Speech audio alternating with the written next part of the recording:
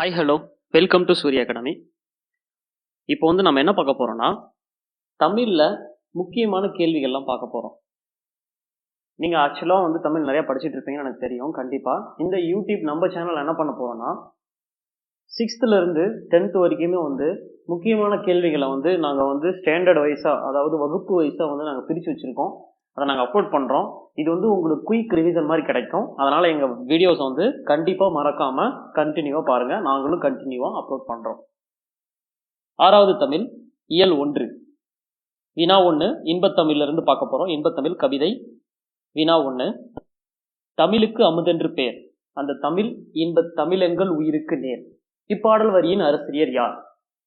பாரதிதாசன். கேள்வி 2 பொறுத்துக. பொறுத்துக்கள் பார்த்தீங்கன்னா, ஃபர்ஸ்ட்ல 1 2 3 4 இருக்கு. ரைட் சைடில் அதுக்கு ஆன்சர் இருக்கு. நீங்கள் ஸ்ட்ரெயிட்டாக பொருத்தணும். அதுதான் உங்களுக்கு வேலை. இப்போ நிர்மித்த அப்படின்னு பார்த்தீங்கன்னா, நிர்மித்த அப்படின்னா என்னன்னா உருவாக்கிய, அதாவது பி. 2வது சமூகம். சமூகம் அப்படின்னா என்னன்னா மக்கள் குழு. விளைவு. விளைவுனா விளைச்சல். அசதினா சோர்வு. அவ்வளோதான் பொறுத்துக்க. 3வது கேள்வி சுப்ரத்தினம் என்ற இயற்பெயர் கொண்டவர் யார்? சுப்ரத்தினம் என்ற இயற்பெயர் கொண்டவர் யாரு? பாரதிதாசன். கேள்வி எண் 4. பாரதிதாசன் யாருடைய கவிதைகள் மீது கொண்ட பற்றின் காரணமாக தம் பெயரை பாரதிதாசன் என மாற்றிக்கொண்டார்? யாருன்னு பார்த்தீங்கன்னா, பாரதியார் மேல உள்ள பற்றுனால. கேள்வி எண் 5. கவிதைகளில் பெண் கல்வி, கைம்பெண் மறுமணம், பொது உடைமை, பகுத்தறிவு முதலான புரட்சிகரமான கருத்துக்களை உள்வாங்கி பாடியவர் யார்? யாருன்னு பார்த்தீங்கன்னா, பாரதிதாசன். புரட்சி கவி பாவேந்தர் என்று சிறப்பு பெயர் பெற்றவர் யாருன்னு பார்த்தீங்கன்னா, பாரதிதாசன். 7வது கேள்வி பாரதிதாசன் பிறந்த மற்றும் இறந்த ஆண்டு எது அப்படின்னு பார்த்தீங்கன்னா, 1891 பிறந்தாரு. 1964 இறந்தாரு. கேள்வி எண் 8. ஏற்றத்தாழ்வற்ற டேஸ் அமைய வேண்டும். ஏற்றத்தாழ்வற்ற டேஸ் அமைய வேண்டும் அப்படின்னு பார்த்தீங்கன்னா, சமூகம் அமைய வேண்டும். கேள்வி எண் 9. நாள் முழுவதும் வேலை செய்து களைத்தவருக்கு டேஸாக இருக்கும். நாள் முழுவதும் வேலை செய்து களைத்தவருக்கு டேஸாக இருக்கும் பார்த்தீங்கன்னா, அசதியாக இருக்கும் விடை. கேள்வி எண் 10. பிரித்தெழுதுக. அமுதென்று. அமுதென்றுனா அமுது பிளஸ் என்று. கேள்வி எண் 11. சேர்த்தெழுதுக. சேர்த்தெழுதுகளை என்ன கொடுத்துருக்காங்கன்னா, நிலவு பிளஸ் என்று. நிலவு பிளஸ் என்று அப்படின்னா நிலவென்று. கேள்வி எண் 12. பிரித்தெழுதுக. மறுபடியும் செம்பயிர். செம்பயிர்னா செம்மை பிளஸ் பயிர். அதாவது நல்லா பாருங்க, 6வதுல ஃபர்ஸ்ட் கவிதை இன்பத்தமிழ்ல அதுல இருக்க முக்கியமான கேள்விகளை மட்டும் நம்ம பார்த்துட்டு இருக்கோம். இப்ப கேள்வி எண் 13 பாத்தீங்கன்னா சேர்த்தெழுதுக. அது என்னன்னு பாத்தீங்கன்னா, தமிழ் பிளஸ் எங்கள். இது சேர்த்து எழுதணும். உங்களுக்கு விடை எப்படின்னா தமிழ் எங்கள். அடுத்தது பொறுத்துக. பொறுத்துகளை விளைவுக்கு, அதுக்கு உண்டான சரியான விடை வலது பக்கத்துல இருக்கு. அதை நீங்க கரெக்டா தேர்ந்தெடுக்கணும். விளைவுக்கு நீர். விளைவுக்கு நீர். 2வது அறிவுக்கு. அறிவுக்கு என்னது? தோல். இளமைக்கு. இளமைக்கு பால். புலவருக்கு. புலவருக்கு வேல். ஓகே. விளைவுக்கு நீர், அறிவுக்கு தோல், இளமைக்கு பால், புலவருக்கு வேல். ஓகே. கேள்வி எண் 15. தமிழ் எங்கள் அறிவுக்கு தோல், இன்பத் தமிழ் எங்கள் கவிதைக்கு வைரத்தின் வாள். இதில் பயின்று வரும் இயபு தொடை எது அப்படின்னு என்ன பாத்தீங்கன்னா, தோல் வாள். இதுதான் இயபு தொடை. சரியா? இப்போ கேள்வி எண் 16 பார்ப்போம். அமிழ்தே நீ இல்லை என்றால் அத்தனையும் வாழ்வில் கசக்கும் புளிக்கும் என்ற பாடலின் ஆசிரியர் யார் அப்படின்னு பாத்தீங்கன்னா, கவிஞர் காசி ஆனந்தன். அதாவது அமிழ்தே நீ இல்லை என்றால் அத்தனையும் வாழ்வில் கசக்கும் புளிக்கும் என்ற பாடலின் ஆசிரியர் யார் அப்படின்னு பாத்தீங்கன்னா, கவிஞர் காசி ஆனந்தன். ஓகே. இப்ப கவிதையில தமிழ் கும்மி, அடுத்த பாட்டு தமிழ் கும்மில அதுல முக்கியமான கேள்விகள் என்னென்ன அப்படிங்கிறத பார்க்க போறோம். கேள்வி எண் 14.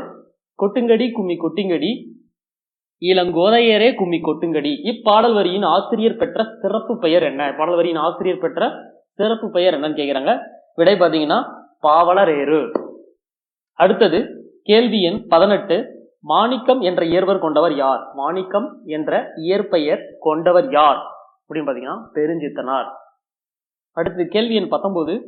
தனித்தமிழையும் தமிழ் உணர்வையும் பரப்பிய பாவலர் யார்? தனித்தமிழையும் தமிழ் உணர்வையும் பரப்பிய பாவலர் யாருன்னு பாத்தீங்கன்னா பெருஞ்சித்திரனார். கேள்வி எண் 20, தமிழ் கும்மி என்னும் பாடல் இடம்பெற்றுள்ள நூல் எது? கனிச்சாறு. தமிழ் கும்மி என்னும் பாடல் இடம்பெற்றுள்ள நூல் எதுனா கனிச்சாறு. கேள்வி எண் 21 போவோம். கனிச்சாறு என்னும் நூல் எத்தனை தொகுதிகளாக வெளிவந்துள்ளது? கனிச்சாறு என்னும் நூல் எத்தனை தொகுதிகளாக வெளிவந்துள்ளது பாத்தீங்கன்னா 8. அடுத்தது கேள்வி எண் 22, தேன்மொழி, தமிழ் சிட்டு, தமிழ் நிலம் ஆகிய இதழ்களை நடத்தியவர் யார்? பெருஞ்சித்திரனார். தென்மொழி, தமிழ் சிட்டு, தமிழ் நிலம் ஆகிய இதழ்களை நடத்தியவர் யாருன்னு பாத்தீங்கன்னா பெருஞ்சித்திரனார். இப்ப கேள்வி எண் 23 போவோம்.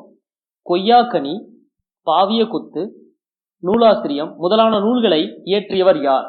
கொய்யாக்கனி, பாவிய கொத்து, நூலாசிரியம் முதலான நூல்களை இயற்றியவர் யாருன்னு பாத்தீங்கன்னா அவரும் பெருஞ்சித்திரனார். அடுத்த கேள்வி எண் 24 பொறுத்துக. ஓகே.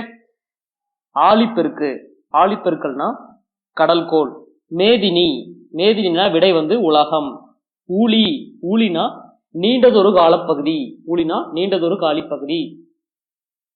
அடுத்தது உள்ளப்பூட்டு, உள்ளப்பூட்டுனா அறிய விரும்பாமை.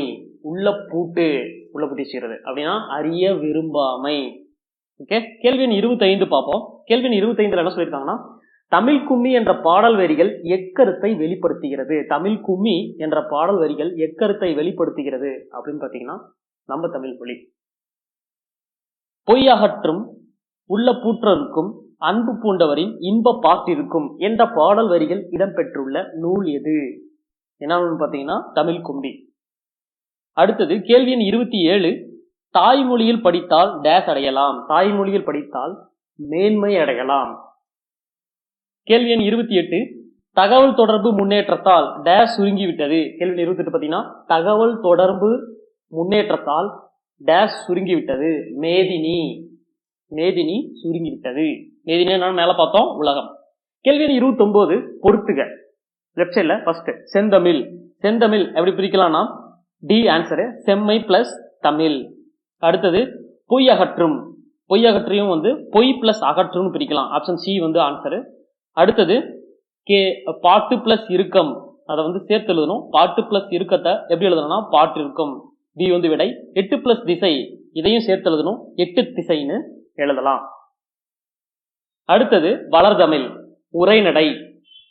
இதனுடைய முதல் கேள்வி, அதாவது 30வது கேள்வி. கவிஞர் பாரதியார் தமிழ் மொழியின் இனிமையை வியந்து பாடும் பாடல் வரியை தேர்க. கவிஞர் பாரதியார் தமிழ் மொழியின் இனிமையை வியந்து பாடும் பாடல் வரியை தேர்க. விடை பாத்தீங்கன்னா யாமறிந்த மொழிகளிலே தமிழ் மொழி போல் இனிதாவது எங்கு காணோம். யாமறிந்த மொழிகளிலே தமிழ் மொழி போல் இனிதாவது எங்கு காணோம்.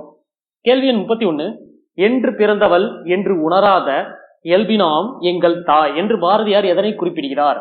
என்று பிறந்தவள் என்று உணராத இயல்பினாம் எங்கள் தாய் என்று பாரதியார் எதனை குறிப்பிடுகிறார் அப்படின்னு பாத்தீங்கன்னா தமிழ்தாயின் தொன்மையை, தமிழ்தாயின் தொன்மை.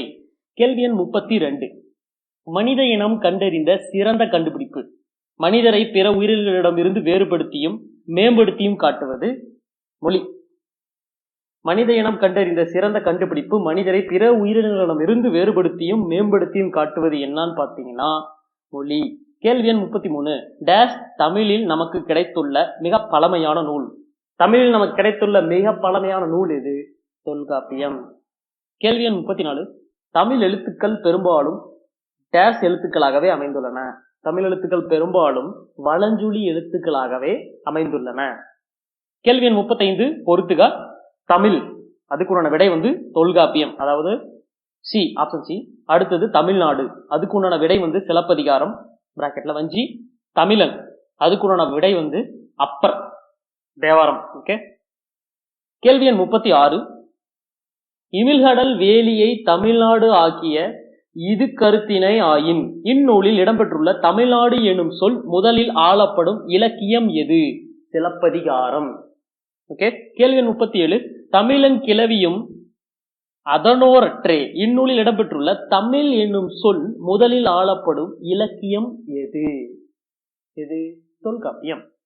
கேள்வி எண் 38, இடஞ்சுழி எழுத்துக்கள் எவை? இடஞ்சுழி எழுத்துக்கள் எவைன்னு பாத்தீங்கன்னா டா, யா, லா. வலஞ்சுழி எழுத்துக்கள் எவை? கேள்வி 39, வலஞ்சுழி எழுத்துக்கள் எவைன்னு பாத்தீங்கன்னா ஆ, ஏ, ஔ, நா, ந. கேள்வி 40, உயர்திணையின் எதிர் சொல் தாழ்திணை என அமைய வேண்டும். ஆனால் தாழ்திணை என்று கூறாமல் டேஸ் என்று பெயரிட்டனர் நம் முன்னோர். உயர்திணையின் எதிர்ச்சொல் தாழ்திணை என அமைய வேண்டும். ஆனால் தாழ்திணை என்று கூறாமல் டேஸ் என்று பெயரிட்டனர் நம் முன்னோர் அப்படின்னு என்னன்னு பாத்தீங்கன்னா அக்ரின்னு சொன்னாங்க. அக்ரிணை, அந்த அக்ரிணை எப்படி பிரிக்கலாம்னு சொல்லிடலாம், அல் பிளஸ் திணை, அதாவது உயர்வு அல்லாத திணை.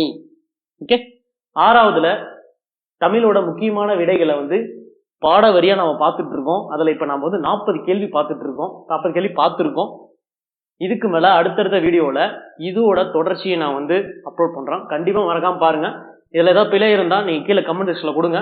மறக்காம வீடியோ பாக்குறது மட்டும் இல்லாம சப்ஸ்கிரைப் கொடுங்க, எங்களுக்கு ஊக்குவீங்க. நாங்களும் கண்டினியூவா உங்களுக்கு வீடியோஸ் அப்லோட் பண்றோம்.